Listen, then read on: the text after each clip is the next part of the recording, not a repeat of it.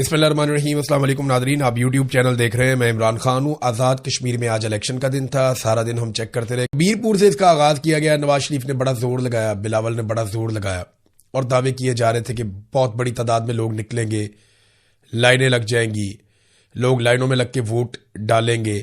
बल्कि ये अहकामात भी एस्टेब्लिशमेंट की जानिब से दिए गए थे कि आपने मनाजिर फिल्माने हैं।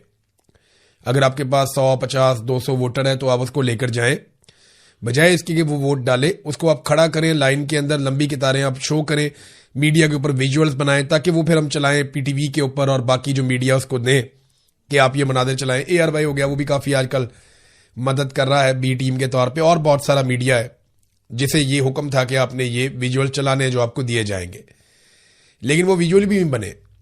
ये इतने नालायक हैं, इतने नकम्मे हैं कि ये अपने मुलाजमों की कितारें भी नहीं दिखा सके। आज़ाद कश्मीर के लोग वोट के अंदर अगर कोई आया भी है ना तो ऐसा लगा कि जैसे वो अपनी तौहीन समझ रहे हैं कि जनाब हम तो वीडियो अपनी बनाना ही नहीं चाहते, हम चाहते ही नहीं है कि जनाब कोई हमें देखे। कोई अगर बहुत मजबूरी में आ भी गया है तो, क्योंकि लोगों को यह पता है कि उन्होंने आज़ाद कश्मीर में रहना है। वहां बच्चे शहीद हो रहे हैं, नौजवान शहीद हो रहे हैं, सिक्योरिटी फोर्सेज गोलियां मार रही हैं, लोगों के घरों के अंदर दाखिल होकर तोड़फोड़ कर देते हैं, सड़कें उनकी बंद की हुई हैं, खाना उनका बंद किया हुआ है, गंदम की ट्रक वापस भेज दिए हैं।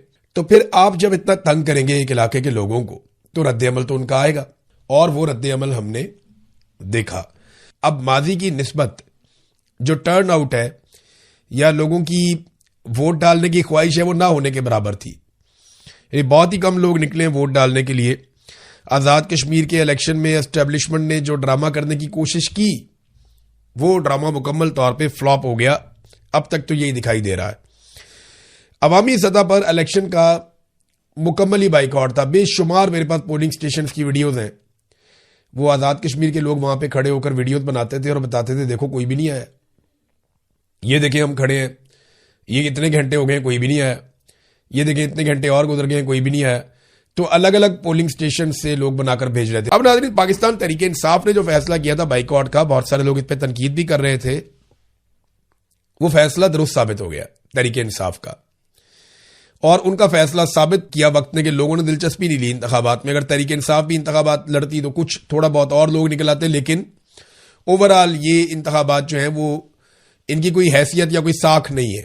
आलमी सतह पर भी नहीं होगी, आज़ाद कश्मीर में भी नहीं होगी, और ये इलेक्शन दोबारा करवाने ही पड़ेंगे। एक वक्त आएगा कि आपको दोबारा आज़ाद कश्मीर में इलेक्शन करवाने पड़ेंगे, क्योंकि ये हुकूमत कभी भी अवामी हुकूमत तस्लीम नहीं की जाएगी। जैसे पाकिस्तान में आपने मुसल्लत की हुई है, वैसे ही अगर आप मुसल्लत करके इसको घसीटते रहें और चलाते रहें तो आपकी मर्जी है। जो हालत आपने पाकिस्तान की है उससे बदतर हालत आप आज़ाद कश्मीर की कर देंगे, लेकिन वहां के लोग फिलहाल डटकर खड़े हैं।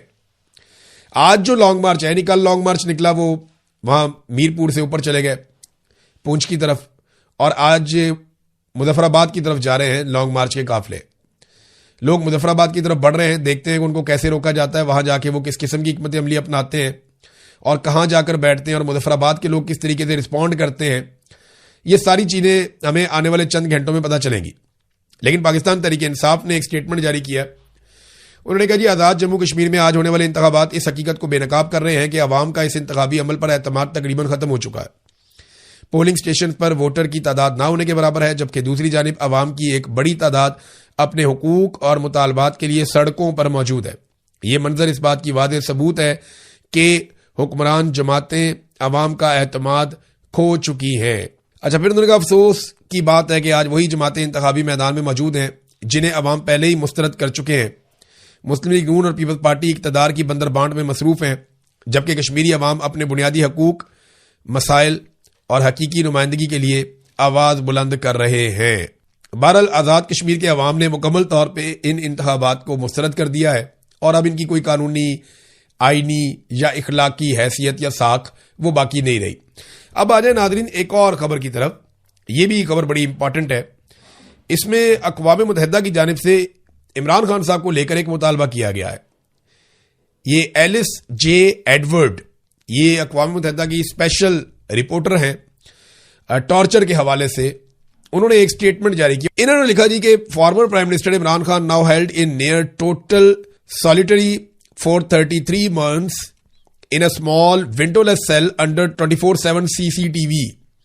इमरान खान साहब को जो है वो कैद तन्हाई में रखा हुआ है, 33 महीनों से ज्यादा हो गया है, और एक बहुत छोटे से बगैर खिड़की वाले सेल के अंदर उनको बंद किया गया है। वो 24 घंटे उनको वहां रखा जाता है 7 दिनों तक, और सीसीटीवी उनके ऊपर जो है वो निगरानी करती है, ये सीसीटीवी कैमरास वगैरह जो लगे होते हैं। Often more than 2 weeks continuously, ऐसा भी हुआ कई दफा कि 2-2 हफ्ते तक उनको लगातार विदाउट एक्सरसाइज और मीनिंगफुल ह्यूमन कॉन्टैक्ट, 2-2 हफ्ते तक उन्हें किसी इंसान से बिल्कुल ही उनका कॉन्टैक्ट नहीं हुआ और उन्हें एक्सरसाइज करने की भी इजाजत नहीं दी गई। This far exceeds the Mandela rules, ये जनाब खिलाफ वर्जी है मंडेला रूल्स की। नेल्सन मंडेला के हवाले से उनके नाम को इस्तेमाल करते हुए रूल्स बनाए गए थे और यह तय किया गया था कि कैदियों को क्या सहूलतें दी जाएंगी और किस हालात में कैदियों को रखा जाएगा और कौन कौन सी चीजें तशद्दुद के जुमरे में आती हैं। I call on Pakistan to restore human conditions, मैं पाकिस्तान से यह मुतालबा करती हूं कि वो फौरी तौर पे जो इमरान खान साहब के इंसानी हकूक हैं या जो कैदियों के हकूक हैं उन्हें वो बहाल करें। ये अब मुतालबा अक़वाम मुत्तहिदा की जानिब से आया, लेकिन पाकिस्तान की सरकार को परवाह कोई नहीं है। वजह यह है कि परवाह क्यों करे, डोनाल्ड ट्रंप का जो जूता है उसका साया सर के ऊपर है और डोनाल्ड ट्रंप का जूता पॉलिश करके जिंदाबाद काम चल रहा है और मौजें लगी हुई हैं, क्योंकि ट्रंप का जूता अभी तक सर पे है, शफकत भरा जूता है उसका।